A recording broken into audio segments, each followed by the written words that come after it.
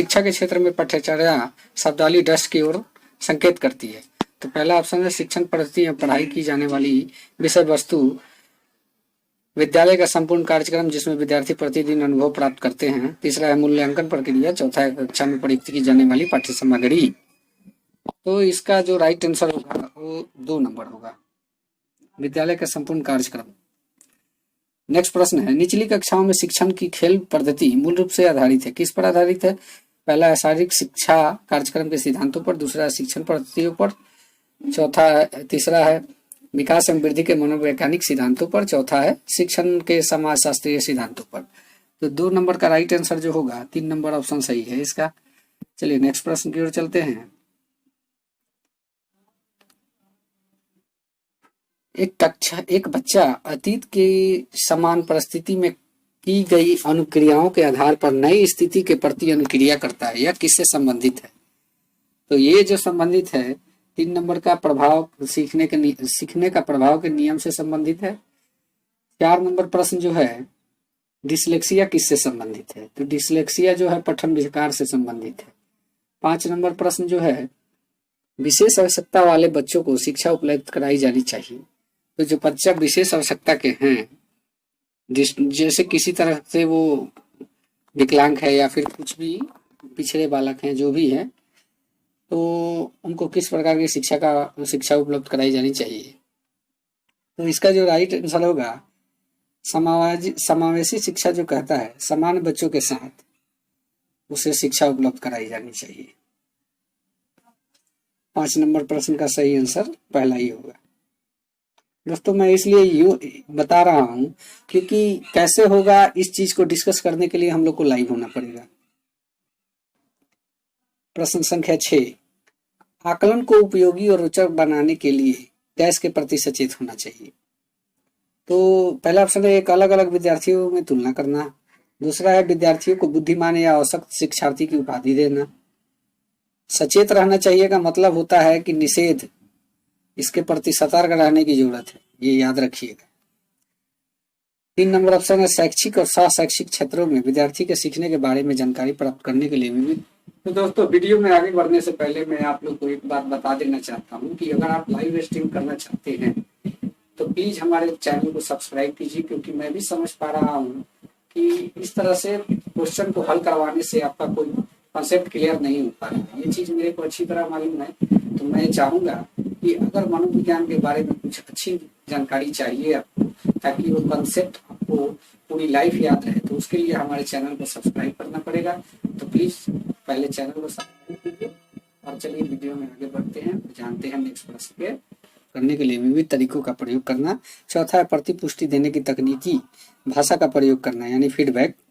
तो इसका जो राइट आंसर होगा वो 6 नंबर का राइट आंसर जो है आपका हो जाएगा 2 नंबर। विद्यार्थियों को बुद्धिमान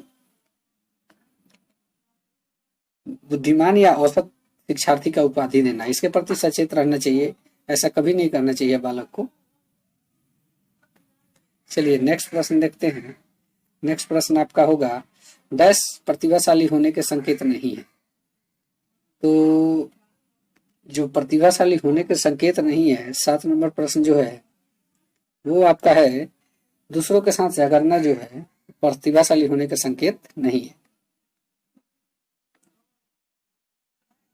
8 नंबर प्रश्न बच्चे दुनिया के बारे में अपनी समझ का सृजन करते हैं। तो सृजन का जहां भी बात है प्याजे सृजनशील सृजनात्मकता ये सारी चीजें जब भी जिक्र होती है तो पियाजे साहब का ये एकदम ये ट्रिक आंख मूंद के काम करेगा।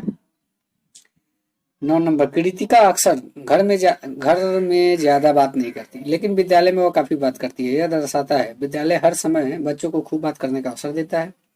दूसरा ऑप्शन है शिक्षकों को यह मांग होती है कि बच्चे विद्यालय में खूब बात करें। तीसरा है कृतिका को अपना घर बिल्कुल पसंद नहीं। चौथा है उसके विचारों को विद्यालय में मान्यता मिलती है। तो इसका जो राइट आंसर होगा लास्ट वाला होगा चौथा। चलिए 10 नंबर प्रश्न जो है एक शिक्षक अपने विद्यार्थी की क्षमताओं को समझने का प्रयास करना चाहिए। एक शिक्षक को अपने विद्यार्थियों की क्षमताओं को समझने का प्रयास करना चाहिए। निम्नलिखित में से कौन सा क्षेत्र इस उद्देश्य के साथ संबंध में है? तो शिक्षा में मनोविज्ञान, इसका 4 नंबर आंसर सही होगा। शिक्षा समाजशास्त्र नहीं होगा, सामाजिक दर्शन नहीं होगा, मीडिया मनोविज्ञान नहीं होगा। चलिए नेक्स्ट प्रश्न की ओर चलते हैं। 11 नंबर प्रश्न, सीखने की प्रक्रिया में अभिप्रेरणा, सीखने की प्रक्रिया में अभिप्रेरणा क्या देती है? शिक्षार्थियों के स्मरण शक्ति को पैना बनाती है, पीछे सीखे हुए नए अधिगम से अलग करती है, शिक्षार्थियों को एक दिशा में सोचने के योग्य बनाती है, शिक्षार्थियों में सीखने के प्रति रुचि का विकास करती है। तो प्रेरणा, मोटिवेशन जो है एक रुचि ही है, प्रेरित करना, रुचि पैदा करना।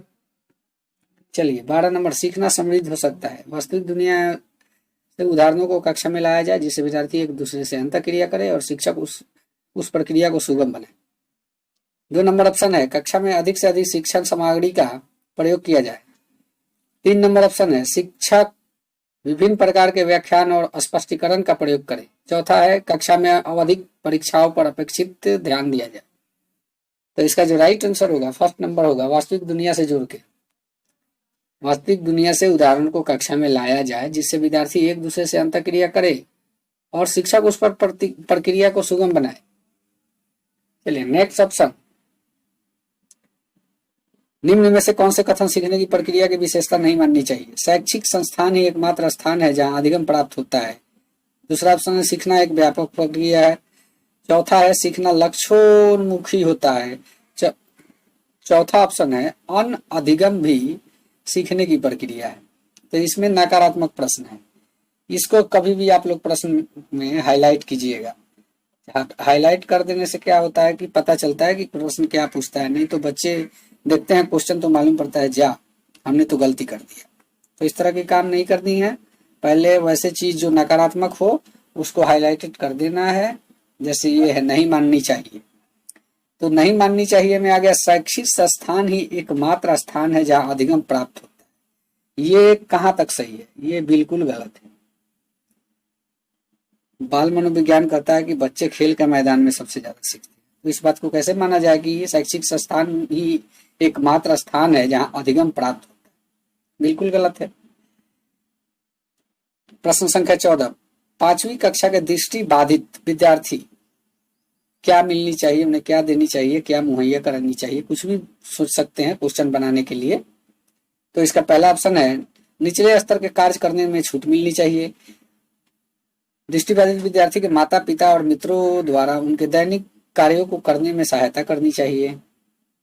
दृष्टिबाधित विद्यार्थी के साथ कक्षा में समान रूप से व्यवहार किया जाना चाहिए और श्रव्य सीडी के माध्यम से सहायता उपलब्ध कराई जानी चाहिए। चौथा है, के साथ कक्षा में विशेष व्यवहार किया जाना चाहिए। तो इसका जो राइट आंसर होगा 3 नंबर होगा। दृष्टिबाधित मतलब देख नहीं सकता, तो उन लोगों के लिए श्रव्य सुनने वाली सीडी कॉम्पैक्ट डिस्क के माध्यम से सहायता उपलब्ध कराई जानी चाहिए। सीडी का मतलब होता है कॉम्पैक्ट डिस्क, याद रखिएगा। श्रव माने सुनना। प्रश्न संख्या 15, प्राथमिक स्तर पर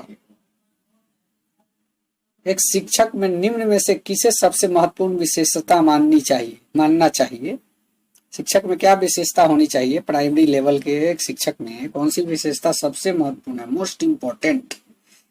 तो 15 का जो सही आंसर है, पहला ऑप्शन है पढ़ाने की उत्सुकता, दूसरा है धैर्य और दृढ़ता, तीसरा है शिक्षण पद्धतियों और विषय के ज्ञान में दक्षता, चौथा है अति मानक भाषा में पढ़ाने की दक्षता। तो इसका जो सही आंसर होगा 2 नंबर होगा, धैर्य और दृढ़ता, ये शिक्षक में होनी चाहिए। तो दोस्तों वीडियो को ज्यादा लंबा ना करते हुए मैं चाहता हूं कि इतने ही प्रश्न को रख दिया जाए।